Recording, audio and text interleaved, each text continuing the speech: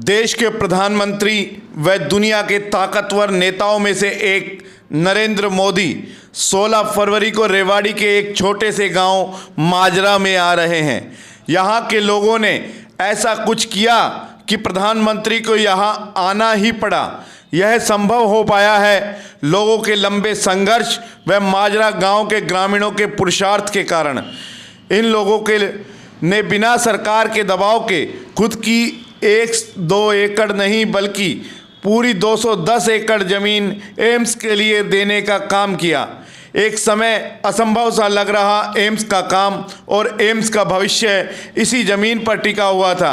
एक एक घर एक एक किसान से मिले, विदेश में बैठे लोगों तक की ज़मीन को सरकार के नाम कराया, तब कहीं जाकर आज एम्स का सपना साकार हो रहा है। एम्स को सिरे चढ़ाने में पिछले 2 सालों से इस गांव के लोगों ने न दिन देखा न रात। यह तो रहा माजरा गांव के लोगों का बड़ा दिल। हम एम्स संघर्ष समिति के उन प्रयासों को भी नहीं भुला सकते जो उन्होंने किए। 2018 से लेकर आज तक यह समिति कभी धरना तो कभी भूख हड़ताल पर बैठी रही। कई लोगों का जीवन तक इस संघर्ष में बलिदान हो गया। वहीं केंद्रीय मंत्री राव इंद्रजीत सिंह के उन प्रयासों को भी दरकिनार नहीं किया जा सकता जो उन्होंने राजनीति से ऊपर उठकर किए। बहुत खुशी है जी, पूरा इलाका खुशी कि हमारे अपने सभी रिश्तेदारों को, यारे प्यारों को, सभी को निमंत्रण भी दे रहे हैं और गांव में बहुत खुशी की लहर है। बहुत भारी भीड़ होने वाली है यहाँ पे। मेरे को लगता है कि जगह कम पड़ जाएगी, इतने लोग आने वाले हैं। 16 तारीख को ज़्यादा से ज़्यादा संख्या में पहुंचकर या मेरे गांव माजरा में एम्स के शिलान्यास पर पहुंचे, आपका हार्दिक स्वागत है। और श्रेय की बात तो यह है, सबसे पहले तो मेरे गांव के किसानों को श्रेय है सर, जिन्होंने अपने बच्चों को भविष्य के देखते हुए अपने गांव की ज़मीन दी जो उपजाऊ ज़मीन थी। उसके बाद इलाके के डॉक्टर बनवारी लाल मंत्री जी और राव इंद्रजीत सिंह जी को श्रेय देते हैं कि उन्होंने भी हमारे संघर्ष में, हमारा सभी प्रशासनिक अधिकारियों ने भी हमारा साथ दिया है। जहाँ भी हम गए कि वहाँ से निराश नहीं होकर आए, उन्होंने कुछ न कुछ मतलब सांत्वना दे के भेजा। और इसी के माध्यम से मैं ये कहना चाहता हूँ, उनका भी तहे दिल से धन्यवाद करना चाहता हूँ, मुख्यमंत्री साहब का, मोदी जी का भी। सर दीपावली है, आप आए हो, देख रहे हो, सब लोगों में खुशियाँ हैं, गांव भी, इलाका भी एक साथ है। दूसरी कमेटी भी थी जो एम्स मणिठी के नाम से बनी हुई थी, उसको भी हम खुद जाके कह के आए हैं, वो भी मिलजुल के हमारे साथ ही रहेंगे।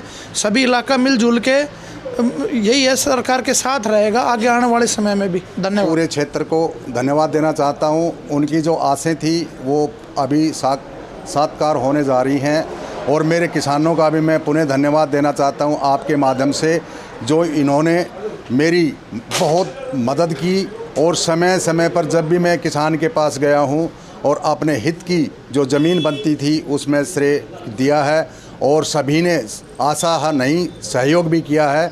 अगर इतना बड़ा प्रोजेक्ट है उसके लिए अगर जगदीश जी आपको और भी ज़मीन की आवश्यकता हो तो गांव माजरा वासियों का कभी ना नहीं होगा।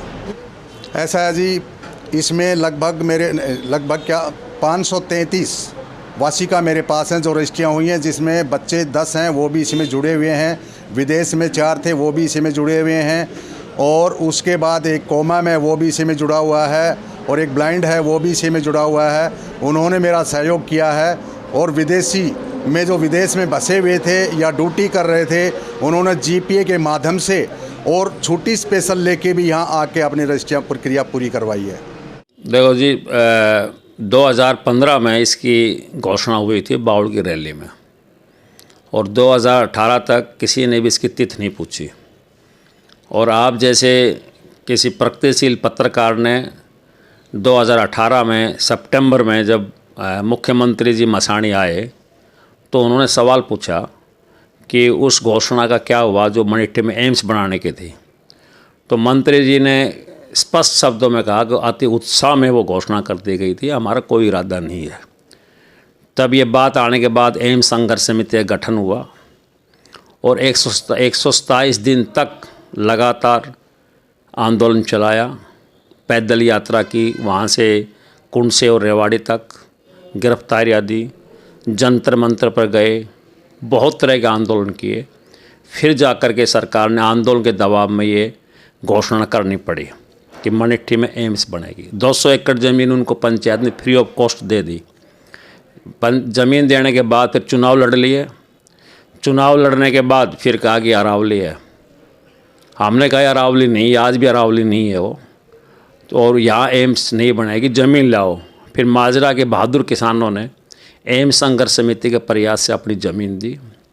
ज़मीन देने के बाद भी यहाँ वहाँ करते रहे और फिर हमने देखा कि इनकी नीयत में खोट है। फिर हम 2 अक्टूबर 2023 को फिर धरने पर बैठ गए। 136 दिन हमारा कल धरना था, तो अनशन आमर अनशन के ऊपर हम आ गए थे। तो आंदोलन के दबाव में आकर के सरकार ने कल ये 16 तारीख का ये दिन आया है कि रेवाड़ी की जनता ने, इलाके की जनता ने मोदी को यहाँ बुलाया है। मोदी आया नहीं, मोदी को रेवाड़ी के जनता ने, इलाके की जनता ने यहाँ बुलाया है आंदोलन के दबाव में कि आपने जो घोषणा की थी आप उसको पूरा करो। कल वो शिलान्यास का दिन आया है। हमने अपना धरना स्थगित कर दिया गया है, परंतु ओपीडी और MBBS की क्लास लगे, वो हमारी मांग है। 22 एम्स जो बन रही है, 11 जगह जहाँ निर्माणाधीन है वहाँ OPD MBBS की क्लास लग रही है, उसकी मांग हम कर रहे हैं।